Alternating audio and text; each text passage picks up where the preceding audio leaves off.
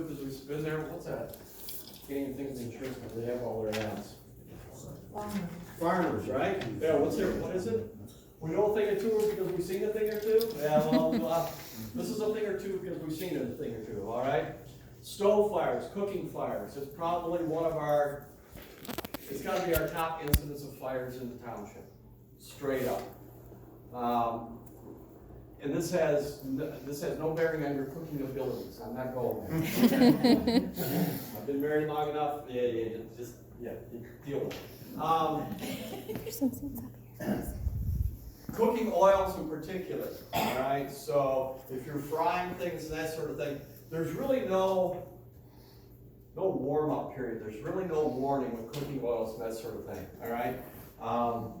Typically, you're gonna put a pan on, typically kind of like a fry pan or whatever. You're gonna cook some fish. You're gonna do some potatoes, something like that, and you put it on there and you walk away. You go to the bathroom. You know, your kids call, something like that. And the next thing you know, pretty much oil for the most part, it'll start to smoke off a little bit, and it'll pretty much go from 0 to full-on flames in a matter of a few minutes. All right, and so there's no warm-up, there's no real warning. Other things, you know, in your ovens and that sort of thing, it might take a while, might get a little warning. Might be enough smoke to set off the smoke detectors, right? So, and again, I know if you're baking a cake in the oven, I tell you don't leave it unattended. Well, just pay attention. This is my only point here. All right, but don't put things on. We hear it over and over again. You know, I just put it on there. I went to the bathroom for a minute, or you know, my grandchild called, or whoever, and the next thing you know, we're putting out an apartment fire. Okay. Don't believe it's an issue here, but I want to talk about it anyways. Don't tamper with the smoke alarms or the CO detectors. All right. By default, they're defined as a life safety device. Many of the complexes in the township actually have it written into their lease. If you take one down, tamper with it, or whatever like that, manager's only got to drop a dime on us. We can come over here. I'm going to write you a $95 ticket. Okay, plain and simple.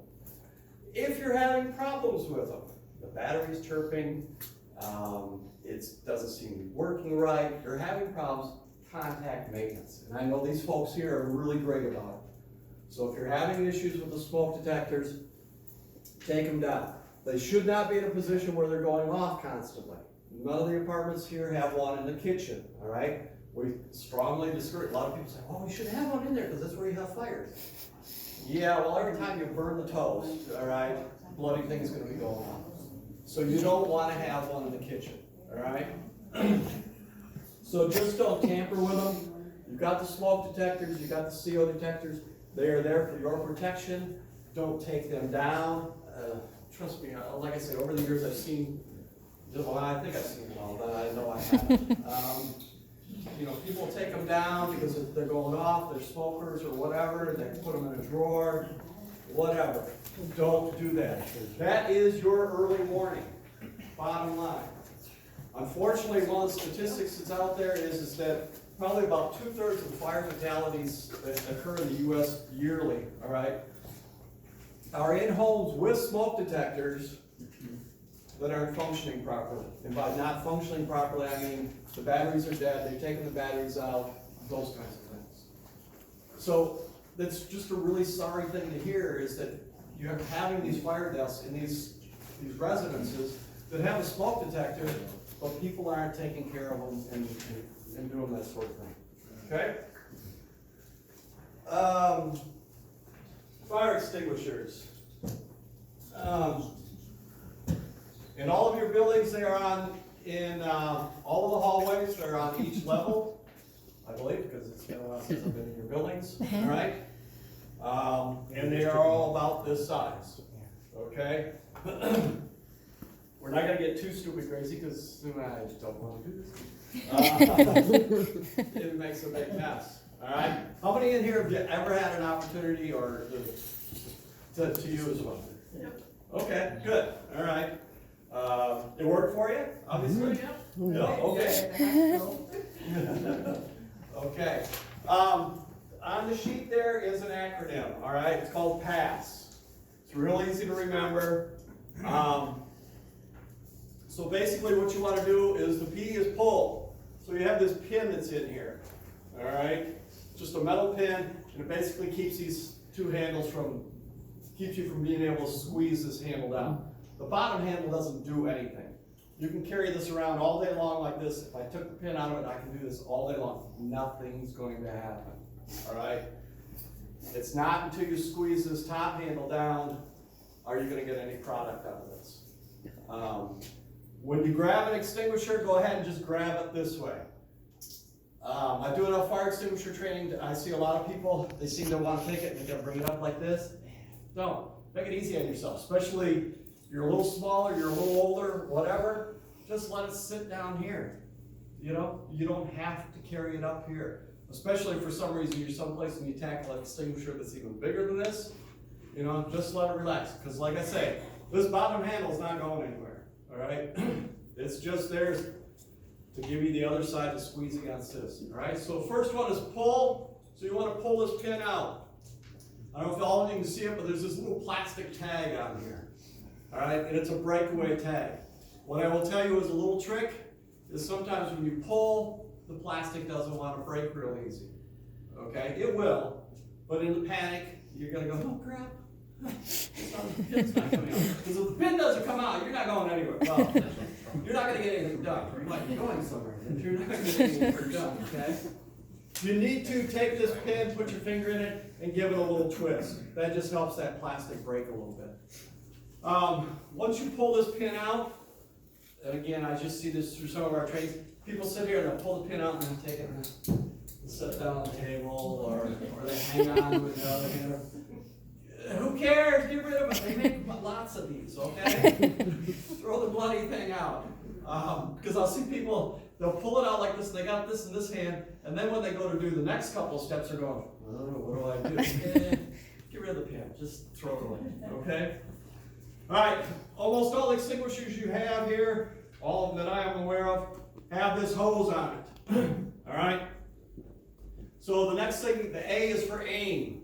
What you want to do is you want to aim at the base of the fire. All right, so God forbid we don't want a Christmas tree fire, but if this was the fire, you want to aim at the base of it for most fires. We were talking about cooking fires, those kinds of things. One thing you do not want to do on a cooking fire is do not aim this hose in the product into the grease. All right? Because there's enough force, and especially if you're close enough, what it's going to do is it's going to take that, and it's going to take that grease, and it's going to blow it out of that pan. And you used to have one fire here, and now you've got a little one over here, because wherever this grease goes, it will hit something combustible. That's Murphy's Law, period, all right? It will hit the paper towel roll over here. It will hit your dishcloth over here, all right? And now you've spread this grease all over, and now you've got a big grease fire, or a big fire going on. The best thing to do is for stove, on the stovetop or whatever like that, is actually take this, bounce it off of the top of the microwave, not the top, the bottom of the microwave, all right? So take it, spray it up there, let it kind of hit, and let it just kind of settle back down. If you can't hit that, hit the back wall of the stove, or you know, where the stove is or whatever like that. Again, you want to just bounce it off of it. Makes sense? Any questions on that? It's a little quirky, but it's what works, so, all right? Aim. So when we do a lot of training with the fire extinguishers, this is where the product comes out, all right? It's at this end of it. You're going to get the most control hanging onto it out here, okay? Makes it simple. The next one is, the first S is squeeze. Like I said earlier, you need to take this, you need to be able to squeeze down this handle. If you're sitting here and you're squeezing on this, I guarantee you, if you got the pin in here, unless you're like an NFL linebacker, you're not going anywhere. And then the only thing an NFL linebacker is going to do is bend the hell out of the handle, all right? So if you're sitting here squeezing this and it's not moving, you forgot to pull the pin, all right? Like I say, if you don't pull that pin, you're not going to get anything. And then the second S is sweep. All right, so you've got the hose, you've got the fire. What you want to do is actually sweep it back and forth across the base of the fire. Most cases, I always kind of joke that the one way you can tell if you're too close, it'll warn you, all right? If you're too close, it's too bloody hot, all right? That's just one of those things.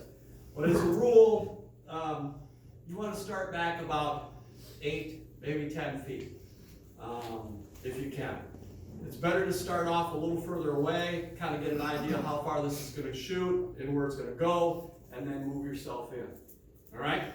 So, pull the pin, and like I say, if it doesn't want to pull, give it a twist. You want to aim the nozzle, okay? Squeeze the handle, and then sweep. Now the other part that I see when we do a lot of trainings, a hands-on training, is people, and it's hard to do because your apartment's on fire, or your stove's on fire. You're gonna, panic is gonna set in. Now, you want to sweep kind of slowly. We see a lot of people that just do this, you know, and it's like, hey, wait a minute.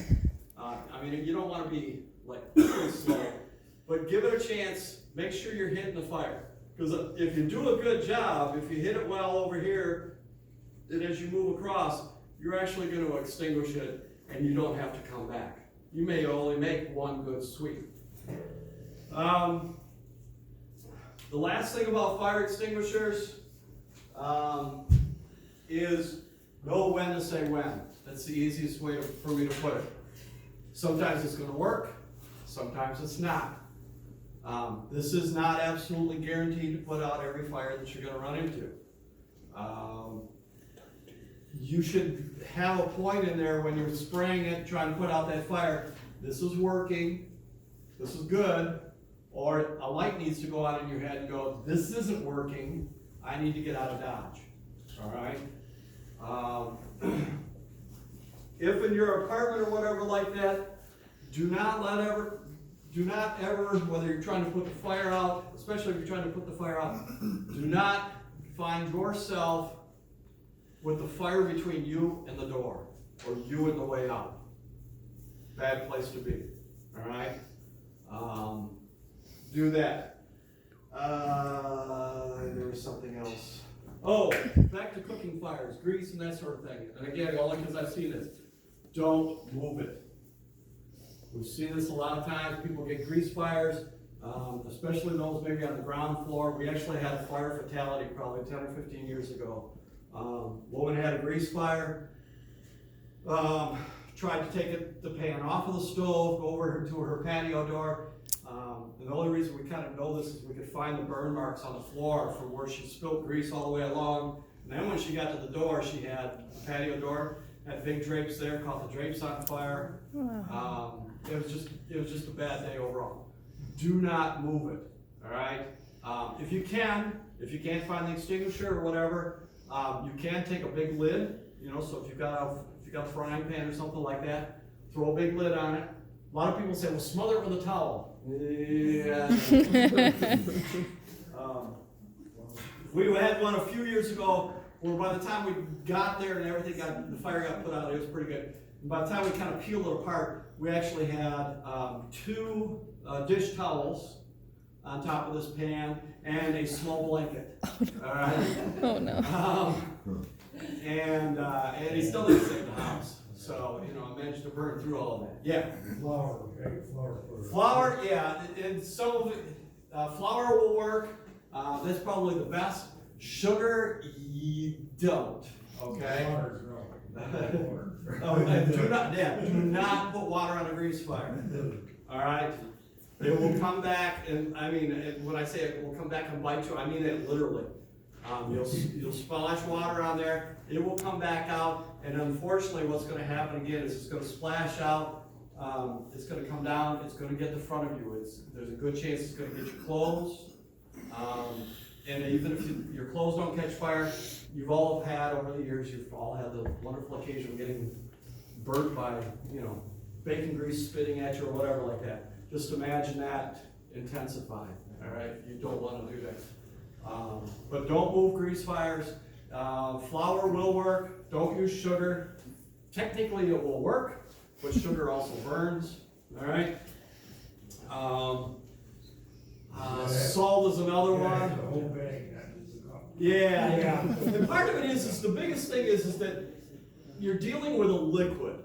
So anytime you go to put anything into it, whether you're spraying it with the extinguisher, you're putting flour on it, you're trying to get a towel on it, you're basically, what you're doing is you're interrupting that liquid in there. And so that there's a great opportunity for you. The minute you throw something in on that grease there, it's gonna go elsewhere, and then, you know, it's game over. You've got that fire everywhere. So about the only one that I truly recommend is if for some reason you've got a big lid, you can put it on there, and then you can smother it. Now, if you put the lid on there, no peeking, okay? Same thing with oven fires, for the most part. The oven, you know, people get oven fires. What's an oven made to do? I mean, it's a metal box, right? It's made to get really, really, really hot, right? Okay, so if something starts on fire in your oven, leave the door closed, all right? I mean, you still need to call, you still need to get out, and that sort of thing. But the biggest thing is, you know, or you'll do something and go, oh, I think it's out, and then you open it up and no, it's not out, okay? Don't do that. Oven fires, for the most part, unless you've just got, you know, like 42 pounds of ribs in there and grease everywhere or something like that, that oven's pretty much gonna hold whatever fire it is that you got in there, okay? How am I doing on time? You're good. Another half hour.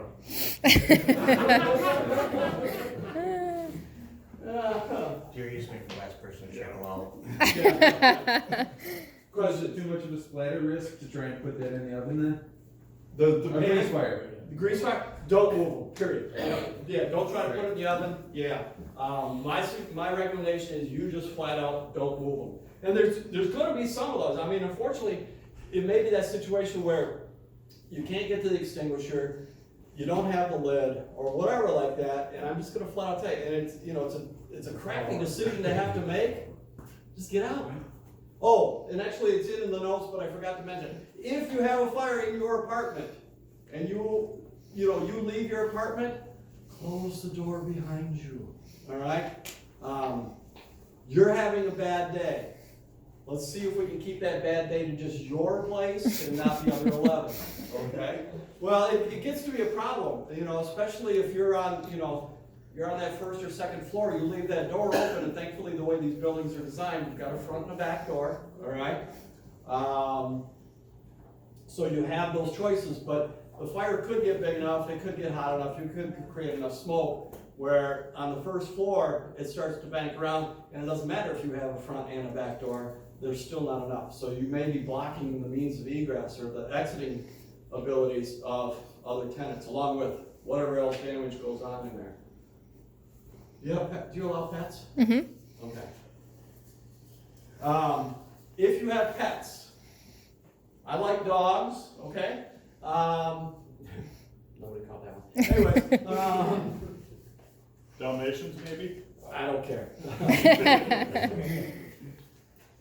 If you can grab Spot and Fluffy, grab them. Don't go back after Spot and Fluffy. I mean, I love my dog. My cat's okay. But it's not worth it because it wouldn't take me long to come up with stories of people who have lost their lives trying to rescue their pet. All right? And it's a really crappy thing for me to sit up here and say, but at the end of the day, don't go back in after Spot and Fluffy because, it's not worth risking your life for. Again, if you can grab them on the way out, if you're in an apartment that is not affected or whatever like that, the best thing, if you can't get Spot or Fluffy out, the best thing for you to do is just leave them in their cage, in their kennel, wherever they are in your apartment, and close them. We've pulled pets alive out of some crazy places, actually out of some house fires that have survived, because they have this second nature. They know how to get under the bed, they know how to get into the closet, they will find a way out. And as long as your door is closed, I can't put an absolute guarantee on it, but as long as your door is closed, they're going to be reasonably safe. Now again, if you can grab Spot or Fluffy on the way out, cool. But don't spend extra time going back in after them. And again, it's just stuff I've seen over here. So. Other questions? Can you go a little bit more with the fire extinguishers, like the class or type A, B, C, which would be Okay, better in an so- apartment? These are an ABC type extinguisher, okay? Basically, fires are classified into 4 classifications, A, B, C, and D. This A is ordinary combustibles, all right? You're gonna test me on this one. I can help you. B is flammable and combustible liquids, all right? C is energized electric, and D is basically, is like flammable metals. And that takes that's a whole other animal, all right? So this will basically go after pretty much the 3 most common fires that are out there. The product that is in here, it's called, well, this is Ansel, yeah. It's a powder, all right? Has a consistency very similar to dry cake batter, all right? So flour, dry cake batter, something like that. It has kind of a yellowish tinge to it, if you will. I will tell you that it is not harmful. If you breathe it, it's not pleasant, but it is not harmful, all right? You will come out coughing and sneezing and that sort of thing. They will get to you. If you have some respiratory issues, if you have asthma or those kinds of things, that will get to you. But essentially, anything, unless you have, for some reason, you have a stash of magnesium or some crazy exotic or flammable metal in your apartment, this is pretty much gonna put out everything, okay? And again, the real caution is when you start going after liquids, because they have a tendency to move. The powder that comes out of here comes out with enough force that it will move liquids around. And probably the biggest one you're gonna run into, like I say, is gonna be cooking oils or grease or that kind of thing, so. All right. Thank you. Basically, what we're trying to get across is